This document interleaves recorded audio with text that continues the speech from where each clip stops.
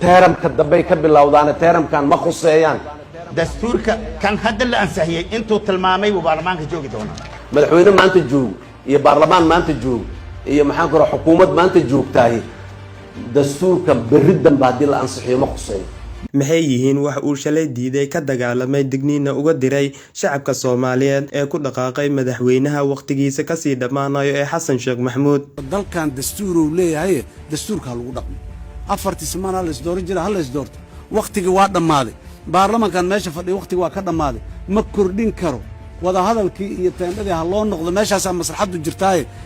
taasaan garab joognaa وحق دستورك خلاف صار إنه وديدنا. maxay yihiin duruufaha isbedela ee nidaamka madaxweynaha waqtigiisa ka sii dhamaanayo ee Xasan Sheekh Maxamuud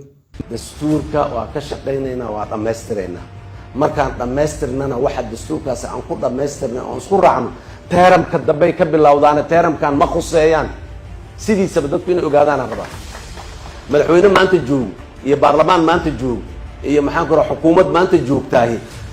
dastuurka beridan baadil ansixiyo ma qoseen ani waa madaxweynihii ansaxsaday halka sano ee muddo kordhinta ah taas oo abuurtay khilaaf siyaasadeed oo xoogan isla markaana uu ka dhashay kadib markii golaha baarlamaanka gaar ahaan labada aqal oo ay ka mid ahaayeen qaar ka mid ah xildhibaanada odayaal iyo dad lagu sheegay culimo ay ansixiyeen wax ka bedelka lagu sameeyay dastuurkii kumeel gaarka ee ahaa 2012 madaxweynaha waqtigiisa ka sii dhamaanayo Xasan Sheekh Maxamuud waxa uu muddo bil gudaheed ugu gudbay dastuurkii heshiiska lagu ahaa ee 2012 taasina ayaa su'aal kale oo weyn oo ah sidee ayay muddo kordhintan uga dhaqan gali kartaa magaalada Muqdisho kana qof ayaan ahay galabta gelinka dambana qof kale noqon kara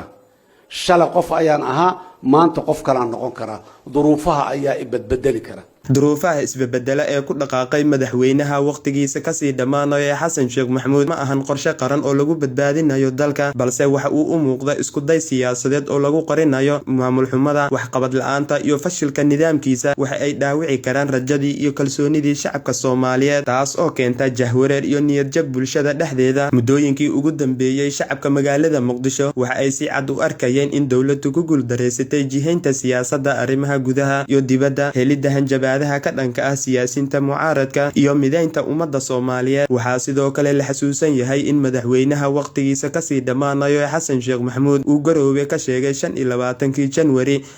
2024 in dastuurka la ansixiyay uu dhaqan gali doono marka la doorto madaxweynaha isaga xiga balse hadalkii gudoomiyaha golaha shacabka 5 Maarso 2026 uu ku sugnaa isla goobtaas uu kaga dhawaaqay muddo kordhinta ayaa abuurtay xaalad kacsanaan ah oo dalka gelin karta burbur waxaa la isku raacsan yahay wax ka bedelka dastuurka iyo duruufaha isbedela oo la sheegay mid si kala fogeynaysa siyaasadda dalka waxaa la isku raacsan yahay wax ka bedelka dastuurka iyo duruufaha isbedela oo la sheegayo mid si kala fogeynaysa siyaasadda dalka halkii laga filayay xasilooni iyo mideyn qaran haddaba su'aasha isweydiinta mudan ayaa ah maxaa dhacaya haddii la gaaro 15 May